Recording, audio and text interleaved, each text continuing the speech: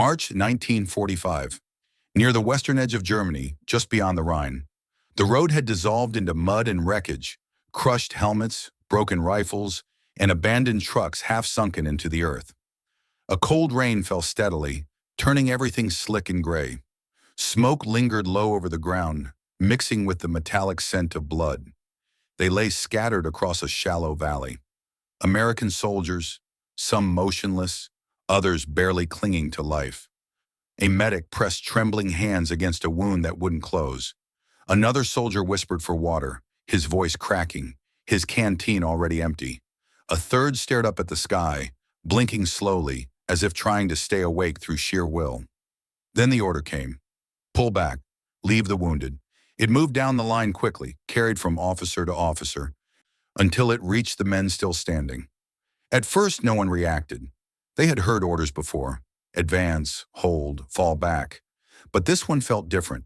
This one settled heavier, because it meant walking away. Boots shifted in the mud. Some soldiers hesitated. Others turned reluctantly, beginning the slow retreat. A few looked back over their shoulders, eyes fixed on the men they were leaving behind. Some refused to move at all, because behind them, in the cold and the rain, their brothers were still breathing. Miles away, the message reached headquarters. Dwight D. Eisenhower stood over the report as it was read aloud. His expression didn't change, but those around him felt the shift in the room. It was subtle, like pressure building before a storm. Wounded personnel left in contested zone. Withdrawal executed per General Hale's directive. No embellishment, no explanation, just fact. Eisenhower looked up. Who gave that order? General Marcus Hale, sir. There was a pause, long enough for the weight of the words to settle. Then Eisenhower said quietly, "Get me Hale." To understand how it had come to this, you have to understand the pace of the war in those final months. The Allied advance into Germany had accelerated beyond expectation. After crossing the Rhine, momentum became everything. The faster they moved, the less time German forces had to regroup. Speed wasn't just an advantage, it was the strategy. But speed stretched everything thin. Supply lines lagged behind. Communications broke down. Frontline commanders were forced to make decisions in isolation, often with incomplete information. And in those moments, doctrine became a lifeline. Preserve the fighting force. Do not risk additional lives for those already lost. It was a principle drilled into every officer. Cold, yes, but designed to prevent greater loss. Still, war rarely followed clean lines, because sometimes the men left behind weren't lost. Sometimes they were still alive. General Marcus Hale arrived at headquarters with mud still clinging to his boots. He stood straight, composed, his face unreadable. He had built his reputation on discipline and clarity. A West Point graduate, he believed deeply in one idea. Wars were won by strength, not sentiment. Hesitation, he had seen firsthand, could destroy entire units. Eisenhower didn't offer him a seat. "Did you order wounded men left behind?" he asked. "Yes, sir." "You understood they were alive?" "Yes, sir." The room fell silent. Hale continued, steady and controlled. "We were facing a potential counterattack. Staying would have risked the entire unit. I made the decision to preserve the force." Eisenhower studied him for a moment. "To save how many?" "Approximately 200, sir." "And how many were left behind?" Hale hesitated briefly. "Around 20. The numbers hung in the air. 20. It sounded small, manageable, justifiable, until you imagined 20 voices calling out in the rain. Before Eisenhower could respond, a radio operator stepped forward, urgency in his voice. "Sir, we're receiving a transmission from the field." Static crackled through the speaker. Then a voice, weak but unmistakably alive. "This is Sergeant Miller. We've got men still breathing. Bleeding bad. We thought they were coming back." The signal cut in and out. "They waited for us." "Sir." The room went still again, but this time it felt different. Those 20 men weren't abstract anymore. They were waiting.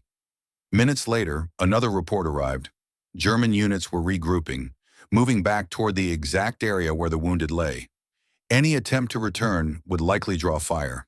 A rescue mission wouldn't just be dangerous, it could escalate into a full engagement. Hale seized on it immediately. You see, sir, going back now would cost more lives than it saves.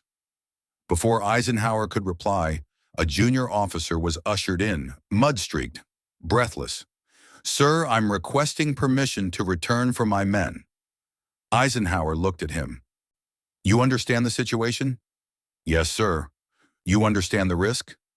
The officer nodded. If we leave them, sir, we're not the army we say we are. Now, it wasn't just a decision, it was a fracture. If soldiers began choosing which orders to follow based on conscience, discipline could collapse. But if they followed this one, something else might break instead. Eisenhower turned back to Hale. And what do you think an army is, General? He asked. Hale didn't answer immediately. Eisenhower stepped closer. It's not just men who can still fire a rifle. He let that sit for a moment. Then his voice hardened, not louder, but sharper. If we start deciding which of our wounded are worth saving, we've already lost something far more important than this war. Hale held his ground. And if going back gets more of them killed, Eisenhower didn't hesitate. Then they won't die wondering if we left them behind. The order went out within minutes. A rescue unit would be formed. Volunteers only. No one would be forced to go back. For a brief moment, there was silence. Then hands began to rise, one after another. Men who had just been ordered to retreat now stepped forward willingly, knowing exactly what they were walking into. Engines roared to life as trucks turned around, tires struggling against the mud. The same road they had just retreated down now led them back toward danger. Gunfire echoed faintly in the distance as they approached the valley. The rain hadn't stopped. They moved fast. Some fired to cover the advance. Others jumped from trucks before they had fully stopped, rushing toward the scattered figures on the ground. Hold on! One soldier shouted as he dropped beside a wounded man. Another lifted a body onto his shoulders, slipping slightly in the mud before regaining his footing. There was no formation, no clean execution, just urgency, just determination, and the constant awareness that every second increased the risk. Not all of them made it back. Some fell during the return, but many did. Hours later, the trucks rolled back into Allied lines, heavier now. Men lay in the backs of vehicles, wrapped in blankets, their faces pale but alive. Others were carried on stretchers, their eyes barely open. Mud covered everything, uniforms, hands, faces, but they were not alone. In the days that followed, the story spread quietly. Not through official reports, but through the men themselves. One private, who had been barely conscious in that field, held onto a torn piece of fabric, a strip from the sleeve of the soldier who had carried him back. Weeks later, that same piece of fabric was folded carefully into a letter sent home, not as proof of survival, but as proof that someone had come back. Among the soldiers who had returned from that mission, something shifted. They didn't talk about it openly, but they carried themselves differently. There was a steadiness, a quiet understanding. They had seen what it meant to be left behind and what it meant not to be. Years later, historians would debate Eisenhower's decision. Some argued it was reckless, that risking additional lives for a smaller number contradicted sound military judgment, that Hale's original order, harsh as it was, aligned with the realities of war. Others saw it differently. They argued that an army is built not just on strategy, but on trust, that soldiers fight differently when they believe they will not be abandoned, no matter the cost. Was it a tactical risk? Yes. But was it a moral necessity? That question has never had a simple answer, because war forces choices where every option carries loss. And sometimes the most important thing a commander protects isn't just lives. It's what those lives believe in. If you had been in Eisenhower's position, would you have upheld the retreat to save the many, or risked more lives to bring the wounded home?